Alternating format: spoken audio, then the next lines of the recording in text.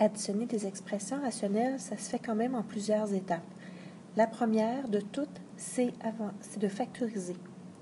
Donc, voici un petit peu les étapes qu'on va faire. Donc, d'abord, factoriser.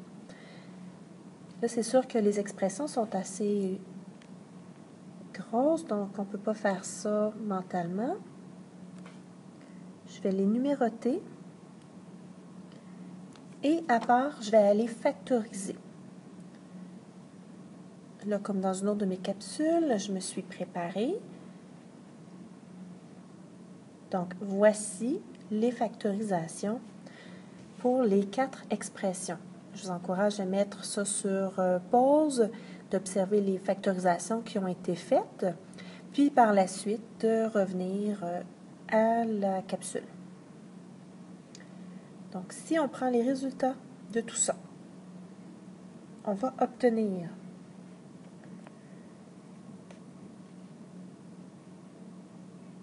« 2x plus 3 fois 3x moins 5 » pour la factorisation du premier numérateur. 4x plus 1, 2x plus 3 pour la factorisation du deuxième. De la deuxième expression, donc du premier dénominateur. 5x plus 7, 3x moins 4, 5x plus 7, 2x plus 3. À partir de là, on va aller chercher les restrictions.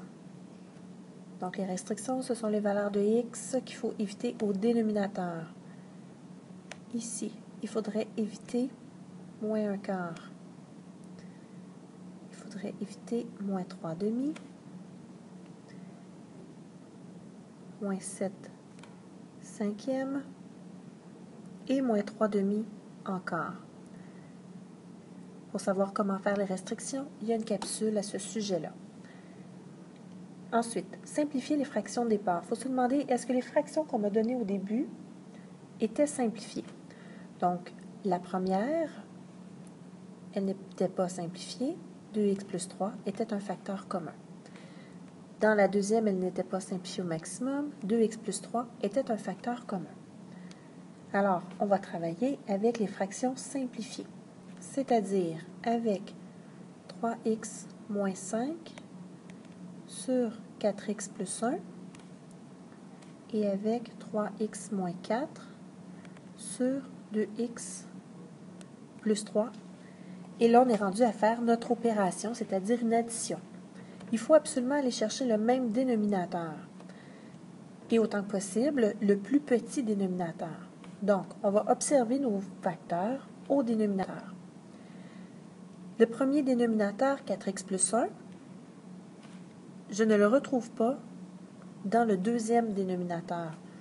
Donc, on va se créer un facteur 4x plus 1 pour la deuxième fraction. Pour la deuxième fraction, on a un facteur qui est 2x plus 3, qu'on ne retrouve pas dans dans la première fraction. Donc, on va aller se créer un facteur de x plus 3.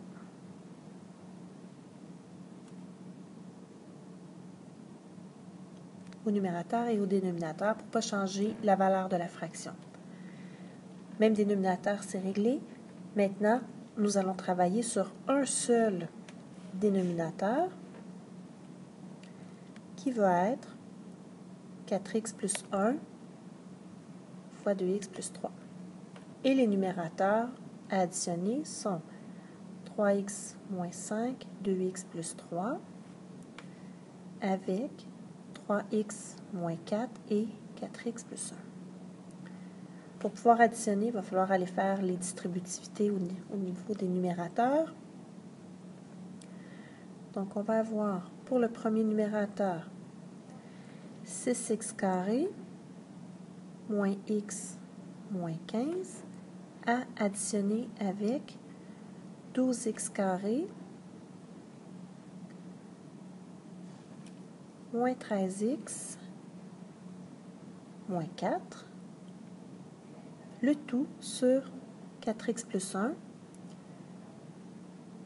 2x moins 3.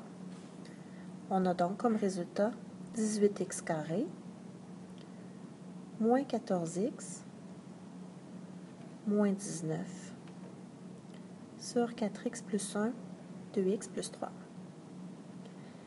Maintenant, il faudra aller vérifier au numérateur pour voir si ça se factorise. Est-ce qu'il y aurait dans ce polynôme-là des facteurs qui seraient 4x plus 1 et 2x plus 3? Je vous assure que non. Alors, il nous reste à compléter avec les restrictions. Si x n'est pas élément de l'ensemble suivant et on indique toutes les valeurs trouvées à l'étape des restrictions. Moins 3 demi, moins 7 cinquièmes et moins 1 quart. Et voici la réponse.